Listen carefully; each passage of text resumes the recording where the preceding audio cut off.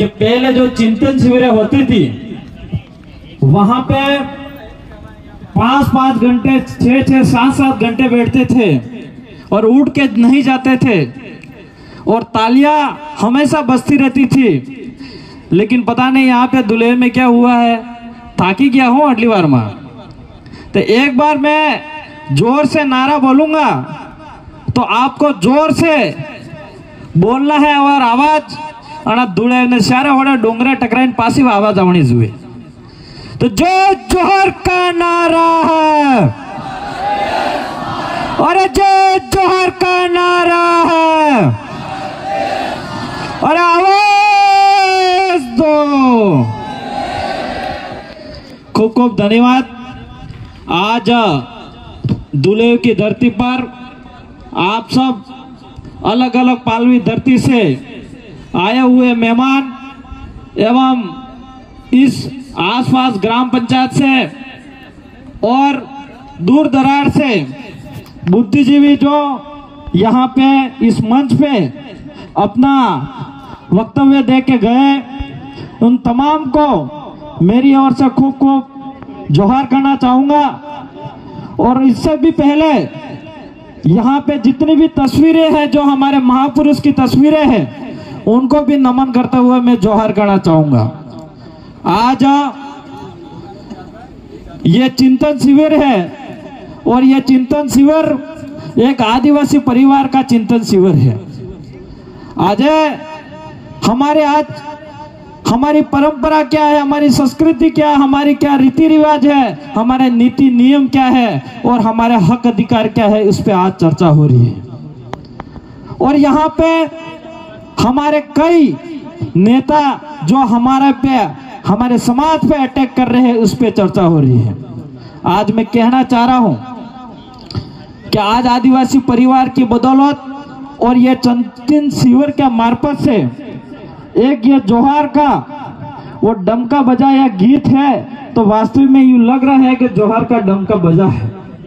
क्योंकि पहले इस एरिया के अंदर हम आते थे तो कहीं कहीं थोड़ी एकता कम थी, लेकिन आज दुलेव के अंदर ये चारों तरफ से टेंट लगे हुए और टेंट के अंदर भरे हुए हैं। ये जनता बता रही है कि दुलेव की धरती अब में वहां बिल प्रदेश का आगाज होने जा रहा है। ये पंडाल में बैठी हुई पब्लिक बता रही है। ये बड़ी खुशी की बात है। आज मैं आपको बताना चाहूंगा कि जहां जहां अपने बिल प्रदेश एरिया के अंदर जहां एकता आई वहां पे ताकत आई और ताकत से कहीं कहीं परिवर्तन आया। चाहे वो पॉलिटिक्स रूप से परिवर्तन आया हो तो सामाजिक रूप से भी परिवर्तन आया। तो हमको यहाँ पे भी हमारी एकताओं को कायम रखने के लिए हमारी गुटबाजी नहीं करनी है। इस बार जिस तरह से यहाँ इस एरिया के अंदर एकता आई है वो एकता कायम रखनी है और चुगुनी से ताकत से हमारी जनता हमारे हक अधिकार को और ताकत से हमारी आवाज उठानी होगी। आज हमारे यहाँ पे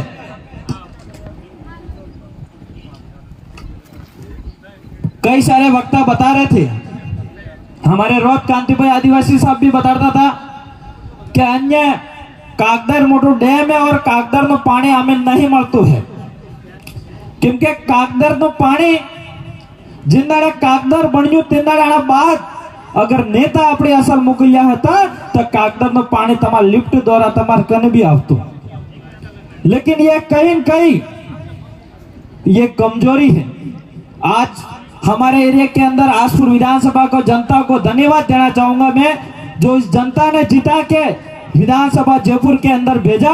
तो हम लोग हमारे एरिया के अंदर सोम कुमड़ावा का पानी भी हमारे एरिया को पानी पिलाने की बात करते हैं और लगभग अभी पानी का नल भी जा रहा है हर जगह। आज दरियावाद की जनता की बात करें तो दरियावाद जनता ने भी जिता के भेजी तो वहां पे दरियावाद की आवाज उठ रही है। आज भागीदारों की बात करें तो एक मोटो सो टावर तो यू पाड़ी नाख्यु હવે मोटी मोटी बातें भी बटे આપણે आदमी जैन करें।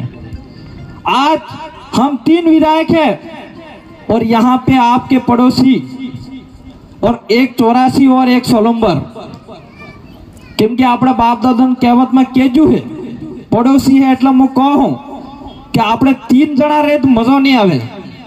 कोई भी नारियल ओमू है या पसा कई भी काम करू है तो 5 जना सुई नहीं सुई तो विधानसभा में તમે पास करिया लोग नहीं करिया लोग एमको में आ तो सा करी बताड़ो केम के या अपने बाप दादा अपने पुरखों की परंपरा है 3 जना कार्य असल काम नहीं करे एम कई तो आपने मु कहवा चाहिए जो हमें 3 तो हंस करा पहले 4 था पर जेकी भाई आवी गया 3 तो हंस करा कुदरत अपना साथ दे रहा है लेकिन पास करवा बल्ले आबार बी विधानसभा अपने एरिया में है वही विधानसभा में जीताड़ी विधानसभा में 5 जना करी ना यू मुत्तम थकी रिक्वेस्ट करूं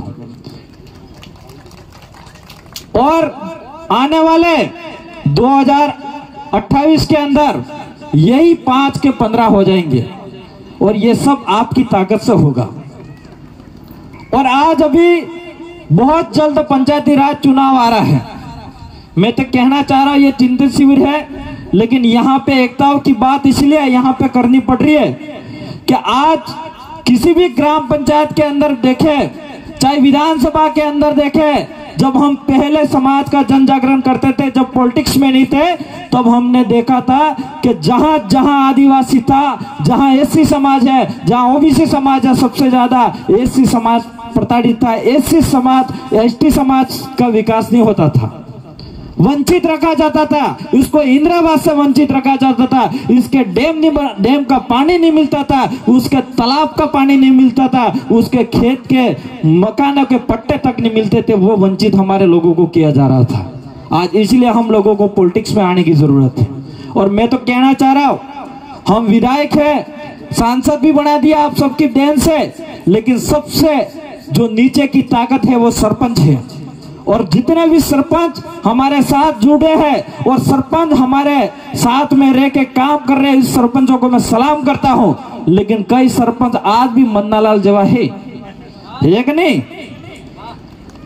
तो मन्नालाल जवान पसा हो करू पड़े तुम्हें खबर है कि नहीं और मन्नालाल जी ने आज तो दिमाग नहीं खा सकलो है जिन दाड़ो मो कॉलेज प्रेसिडेंट 2016 में बढ़िया तो 3 दाड़ो ने दिमाग खस के लो है और अभी तक ठीक नहीं था जुए और मन्नालाल जी अगर मेरी आवाज तो आप तक जाएगी नहीं लेकिन सोशल मीडिया के मार्फत से मैं कह रहा हूं और आप तक आपके कानों तक आ रही है जहां पे भी वो सुनोगे आप ज्यादा मत बोलना जितना आदिवासियों में विरोध के लिए बोला है वो हमेशा ये खुद खत्म हो गया है।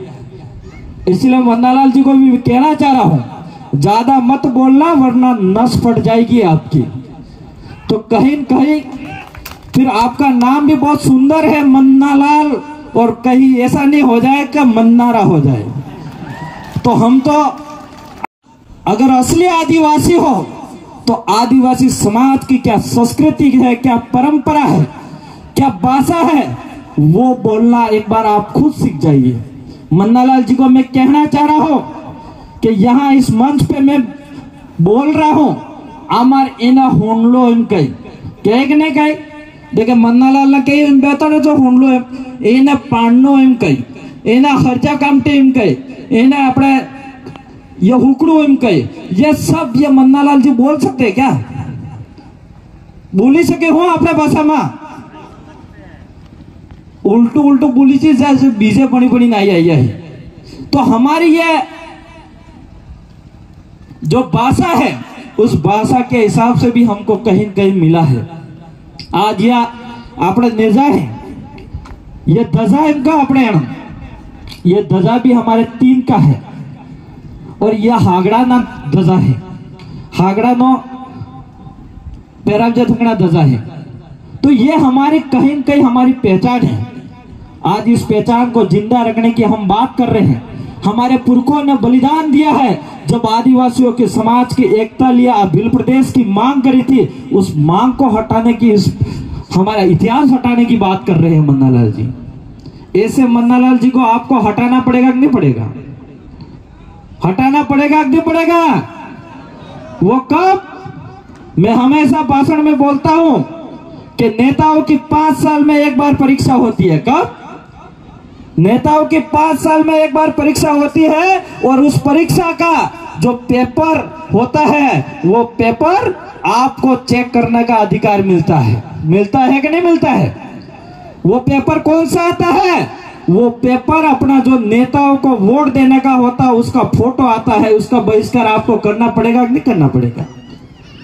हम लोगों को समझना पड़ेगा कि हमारे असली नेता कौन है, हमारे आदिवासी की सुरक्षा कौन कर सकता है, हमारे आदिवासी के हक अधिकार की कौन बात कर सकता है। आज कई सारे आदिवासी परिवार पे आरोप लगाते हैं। मैं कहना चाह रहा हूं कि आदिवासी परिवार की बदौलत है हम 4 विधायक और 1 सांसद है। आज आदिवासी परिवार की बदौलत है, ये समाज की एकता की ताकत है, जो आज कहीं भी किसी भी जगह अगर आदिवासी को सही जगह नहीं मिले तो उसको जगह मिल जाती है, सही एड्रेस नहीं मिले तो उसको एड्रेस मिल जाती है, कहीं भूखा है तो उसको खाना मिल जाता है। वो भी आदिवासी परिवार की ताकत है। आपको मैं 10 साल पीछे ले जाऊं, 10 साल पहले कोई दूल्हे बस स्टैंड के अंदर अगर कोई भाई अपना मार खाता तो हमारा ही भाई बोलता था कि ये तो दारू पी के मार खा रहा है, अपना क्या करना है। लेकिन उस भाई को मार घुस गई वो नहीं दिखता था।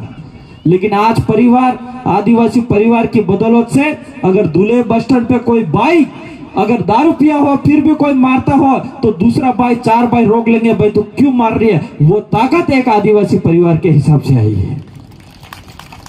आज हमारे आसपुर वालों को खेरवाड़ा से कोई मतलब नहीं था, खेरवाड़ा वालों को डूंगरपुर मतलब नहीं था, डूंगरपुर वालों को उदयपुर कोई मतलब नहीं था। लेकिन आज हमारे उदयपुर और बांसवाड़ा संभाग की बात नहीं करें, पूरे राज्य की बात नहीं करें, लेकिन पूरे देश के अंदर आदिवासी एक होने जा रहे हैं, वो आदिवासी परिवार की ताकत है। हम लोगों को समझने की जरूरत है। हमें नहीं पता था महाराष्ट्र क्या है, हमें नहीं पता था झारखंड, हमें नहीं पता था छत्तीसगढ़, हमें नहीं पता था मध्य प्रदेश, लेकिन वो ताकत एक आदिवासी परिवार के बदौलत आई है। साथियों, ये हमको समझने की जरूरत है। इस ताकत को तोड़ने के लिए ये मन्नालाल जैसे आरएसएस के द्वारा ठेकेदार बनाए गए हैं। और ये आरएसएस के द्वारा मन्नालाल जी ठेकेदार को पहले गवर्नमेंट जो नौकरी था उसकी सैलरी भी मिलती थी, इसके अलावा भी अतिरिक्त इसको बजट मिलता था, लेकिन उसको और भूख थी इसलिए इसको सांसद बना दिया। और अभी सांसद रहते हुए उदयपुर सीट पे रहकर उदयपुर में क्या विकास होना चाहिए, 8 विधानसभा में क्या होना चाहिए, क्या नहीं होना चाहिए, वो बात नहीं कर रहा है। वो सिर्फ बात कर रहा है आदिवासी को किस तरह से रोका जाए, आदिवासी को इतिहास को किस तरह से हटाया जाए, आदिवासी को इस एरिया के अंदर कैसे मारा जाए, कैसे लैंड मारा जाए, कैसे आदिवासियों का घर गिराया जाए, इस पे मन्नालाल बात कर रहा है। कर रहा है कि नहीं कर रहा है? अभी कुछ दिन पहले इसका वीडियो आया था कि वो कह रहा सरेआम कि कौन से लोग हैं आदिवासी, लट मारो, उनके घर चला दो। तो ये आतंकवादी फैलाने का काम कर रहा है नहीं कर रहे मन्नालाल जी। लेकिन पुलिस उस पर कार्रवाई नहीं करेंगे। वो पुलिस इसलिए कार्रवाई नहीं करेगी कि पुलिस भी बेचारी कोई नहीं कर पा रही है, क्योंकि मन्नालाल जी थोड़ा मोदी जी गोद में जैन बेवाड़ा એટલે पुलिस भी हो कर सके। इसलिए साथियों, हम लोगों को समझने की जरूरत है। अगर हर घर में अपने समाज की एकता आ जाएगी, एक बच्चा से लगा के बुजुर्ग के अंदर एक एकता आ जाएगी और समाज के लिए मानसिक रूप से, दिमाग रूप से लड़ने की अगर ताकत मिल जाएगी, तो मैं समझता हूं चाहे मोदी भी आ जाए तो भी अपने विचारधारा को नहीं रोक सकता, ये मेरा मानना है। इसलिए साथियों, ज्यादा मैं नहीं बोलूंगा क्योंकि बोलने के लिए बहुत कुछ था मेरे, लेकिन हमारे बीच में एक मेरे साथी भी बोलना बाकी है और भी वक्ता बाकी है। इसलिए मुझे एक ही निवेदन कर रहा हूं मेरे समाज से कि हमारी जितनी ताकत अभी बन रही है, इस ताकत को टूटने नहीं देना है और 10 गुना से ताकत से हमारे समाज के अंदर काम करना है। हम लोगों को किसी प्रकार से कोई ऐसे काम नहीं करने हैं, असंवैधानिक काम नहीं करने हैं जो हमारे समाज के लिए, हमारे खुद के लिए नुकसान हो। ऐसे काम भी हम लोगों को नहीं करने होंगे। सबसे ज्यादा हमारे समाज को शिक्षा पे ध्यान देना पड़ेगा।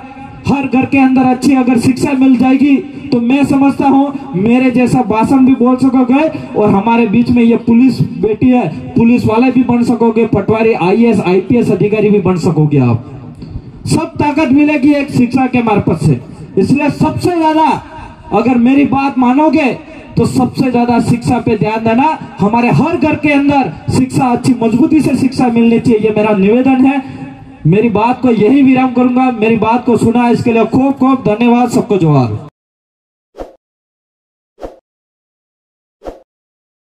ताज़ा खबरों के लिए विजिट करें द फैक्ट इंडिया की वेबसाइट और डाउनलोड करें द फैक्ट इंडिया ऐप।